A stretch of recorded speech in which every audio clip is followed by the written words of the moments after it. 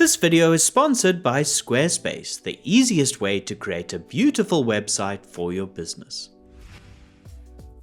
Have you ever noticed how some shots isolate characters against a soft, dreamy background that fades away, while other shots remain sharp and focused across the entirety of the frame? This is because of depth of field, a simple but powerful tool in a filmmaker's arsenal. It draws your eye, creates mood, and sometimes tells a story all on its own. But how does it work? What makes one shot feel shallow and intimate while another feels deep and expansive? What effect does this have on storytelling? Let's unpack this and more in today's video. Depth of field is the part of an image that appears sharp or in focus. Rather than being a single point of sharpness, there's actually an area or zone where objects will be rendered sharp by a camera's lens. The position of this zone is determined by what focus distance is selected on the lens, which is indicated by the little distance markings on the barrel. For example, if a lens's focus is set to 10 feet, everything from the nearest point of 8 feet to the furthest point of 12 feet from the camera will be rendered in acceptable focus. Objects closer than 8 feet or further than 12 feet from the camera will be soft, blurry, and out of focus. Therefore, we've got a depth of field of 4 feet. However, depth of field doesn't always stay the same. If the depth of field is a small number, more of the image will be blurred, and we say that the depth of field is shallow, while a larger number where most of the image is in focus is called a deep depth of field. Filmmakers can alter how much of the image is sharp or blurred by adjusting 3 settings or variables. 1. The aperture of the lens. 2. The focus distance. And 3. The focal length of the lens. Aperture is the opening at the back of a lens that lets light into the camera. On cinema lenses, this is controlled by rotating the iris ring on the barrel. The wider this hole is, the more light is let through, and the lower the t-stop or f-stop number will be. Cinema lenses will often have very wide apertures with stops around t1.3 to t2.8. Changing this to a narrow aperture such as t16 will let in much less light. The aperture that cinematographers choose has a large influence on depth of field. Opening to a wide aperture like t1.3 will create a very shallow depth of field and increase the amount of blur in the background. Closing to a narrow aperture like t16 will deepen the depth of field, keeping a greater portion of the shot in sharp focus. The second variable that affects depth of field is the focus distance. In other words, how far from the camera the lens is focused to. This will be set to the distance of the object that the filmmakers want rendered in sharpest focus, which is usually an actor. The closer this distance is between the camera and the subject, the shallower the depth of field will be. Moving the focus distance further away increases the depth of field, bringing more of the scene into focus.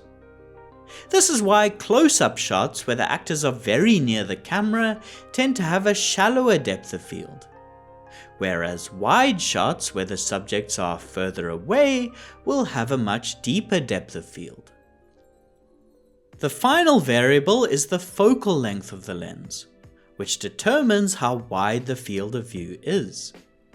Long focal length telephoto lenses that capture a much more zoomed in image produce a shallower depth of field, which isolates subjects against blurred backgrounds, while wide-angle focal lengths naturally have a deeper depth of field, which keeps more of the frame sharp. Summing up the camera settings, if you want a super shallow depth of field image, which is mostly out of focus, Then you can shoot with a wide aperture like f1.4, a close focus distance like 4 foot, and a long focal length lens like a 85mm. Whereas you can achieve a deep depth of field effect with most of the shot in focus by using a narrow f16 aperture, a far focus distance like 30 feet, and a wide angle 14mm lens. One final additional variable which may come into play is the size of the camera's sensor. Smaller format cameras require the use of wider focal length lenses to get a comparable field of view as a telephoto lens on a large format camera. Since, as we now know, wider angle lenses produce a deeper depth of field, this means that using a large format camera like 65mm will typically give a shallower depth of field, while using a smaller format like 16mm will give a deeper depth of field. This video is made possible by Squarespace. If you want to work as a filmmaker, you'll need a platform that shows off a portfolio of your work and serves as a contact point for people who want to work with you. Setting up a website can be a bit daunting, but what I like about Squarespace is that they make the design process super simple and intuitive. You can build a beautiful personalized site by using customized templates from their Blueprint AI, which are based on your needs. Squarespace acts as the designer so you don't have to, producing an elevated aesthetic that will give your portfolio a professional feel, integrating your videos into libraries or organizing content into image galleries. Check out squarespace.com for a free trial, and when you're ready to launch your site, go to squarespace.com/indepthcine to save 10% off your first purchase of a website or domain. Now that we know how to manipulate depth of field, let's take a look at some films that did just that.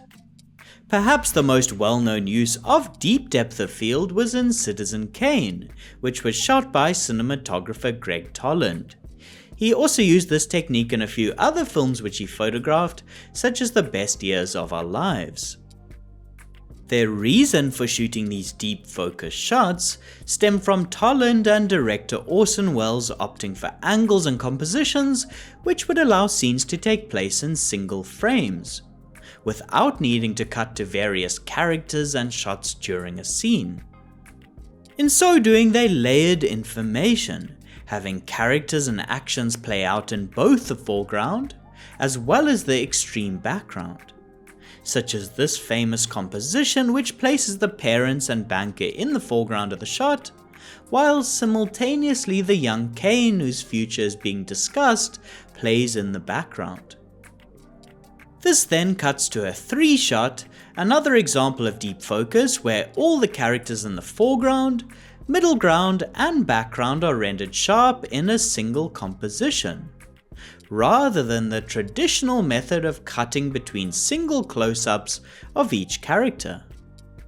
This way we feel the performances and emotions of all the respective characters play out in real time. Using a deep depth of field is also great for contextualizing the space. If everything is soft and blurry, we get far less of a sense of the environment that the character's in, and don't feel the full vastness of the landscape.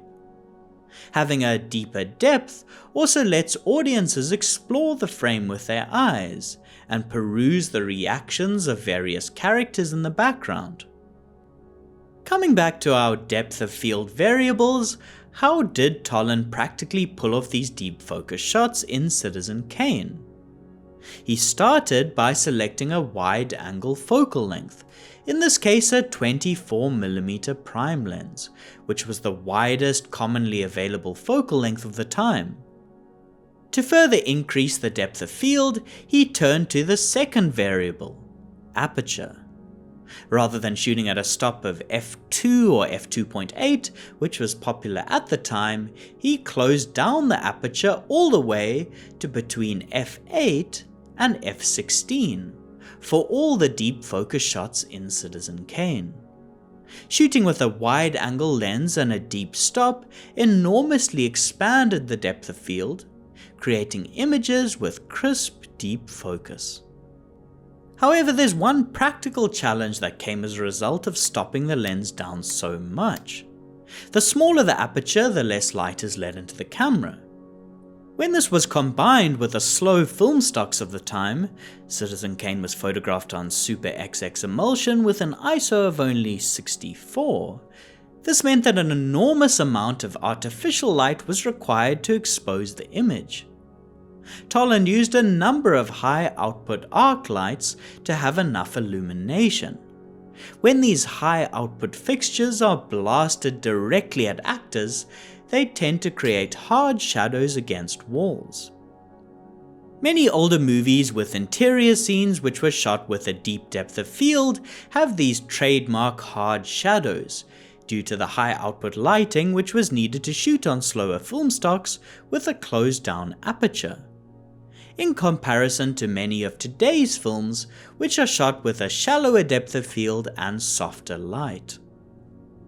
Despite shooting with a wide lens and a deep stop, many of these shots are still not pin sharp across the entire frame. Either the foreground or background subjects are slightly soft. However, to spread the depth of field as much as possible, Toland used the third variable of setting the focus distance. To do this, he used a technique called splitting the focus. Instead of placing the focus on the foreground subject and letting the background fall away out of focus, he would instead use the depth of field as a whole. He would place the focus somewhere in between the back subject that needed to be sharp and the front subject. Normally the focus distance would be placed somewhere in the middle, yet slightly favoring the front subject, since the depth of field is more limited at the front distance than at the rear. While a deep depth of field expands the context of our gaze, using a shallow depth of field has the opposite effect of limiting, focusing, and guiding the eyes of the audience to a specific part of the frame. Throwing the background out of focus is a very simple but effective device that immediately lets filmmakers show the audience what the subject is that they want them to look at, whether this is an object or usually a person. When a shallow depth of field is paired with a close-up to draw our attention onto one person, it creates a more elevated, subjective emotional tone, forcing us to sit and empathize with a character, compared to wider, deeper depth of field shots, which are often a bit more objective and don't hold quite the same emotional power. One example of a film that uses a shallow depth of field is If Beale Street Could Talk. Director Barry Jenkins and DP James Laxton used shallow focus as a tool to isolate his two main characters, putting them at the emotional center of this cinematic world. Laxton used all of those variables we discussed to maintain a blurry background.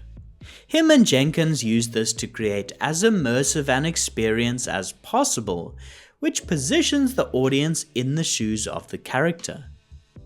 He chose a large format cinema camera, the Alexa 65, which was paired with DNA prime lenses that could be shot wide open with a fast T2 aperture. The large format sensor allowed him to use longer focal length lenses, which made the depth of field shallower. This meant that it wasn't only the close-ups that had a very blurred background, but even the wide shots had a very shallow depth that could be used to isolate our focus onto specific characters in the frame. Such as this wide shot, which was done on a long focal length Hawk 150 to 450mm telephoto zoom. Combining the depth of field variables of a large format camera, a long focal length lens, and a wide open t2.8 aperture meant they could shoot a wide shot with a deep focus distance and still blur everything in the frame except the two characters who were the literal focus of the shot. Hope you enjoyed this video.